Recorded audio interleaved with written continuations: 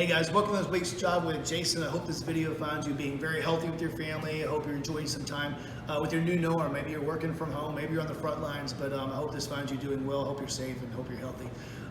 Lots of stuff has happened over the past week in the mortgage business. I want to kind of explain this to you just in very common language. I hate it when people speak over my head, so I just want to do a really common sense approach of what's going on in the market. I still see lots of purchases going on in the Houston area. The people that are out shopping are serious about buying a home. And I still see houses go in the market, okay? But things are changing rapidly in the mortgage arena. It reminds me a lot of 2008 when we had the mortgage meltdown.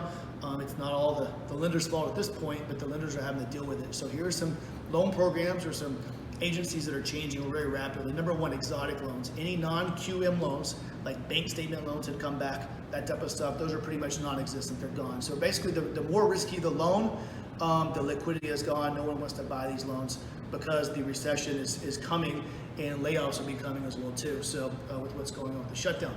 So bank statement loans are all gone. I had a sad story of a person calling me at the closing table saying, hey Jason, you do these loans? We're at the closing table. We just got the phone call from the bank saying they don't do them. So if it's super risky, just throw them out the window. They're not happening. Number two, jumbo financing has become very, very tight. Okay, these loans are loans that are financed over $500,000 roughly, and they're considered bigger loans.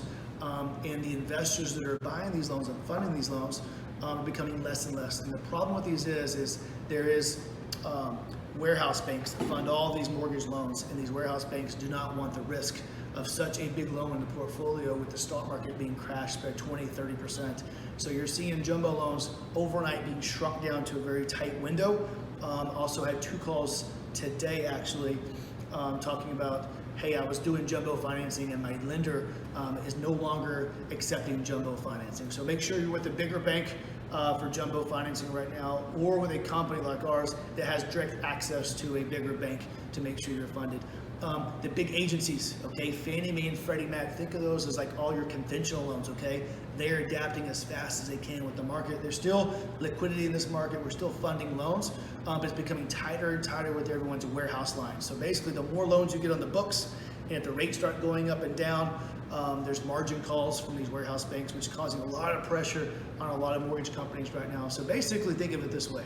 On conventional loans, you have 74% of all Fannie Mae, Freddie Mac backed securities, conventional loans if you will, 75% of those loans are in a state that's in shelter in place, okay? So the majority of those loans, a lot of people aren't even working right now. 5 states, Texas, California, New York, a couple others, represent 40% of that number. So they came out last week saying, hey, we'll do some drive-by appraisals, we'll make it easier to verify employment, but at the end of the day, if it doesn't make sense, if they're in the restaurant business or oil and gas, you have to use your common sense, which makes banks like Cherry Creek and other banks nervous because it's just enough gray area to hang yourself on, right? That we may have to buy the loan back. So it's causing a lot of issues. A lot of lenders are tightening their guidelines just to make sure they're safe in this environment. Lastly, Ginnie Mae, which is FHA loans.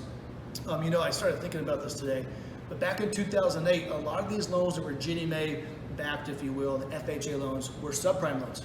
The riskier loans, they had higher risk, they had higher debt-to-income ratios, they had less reserves.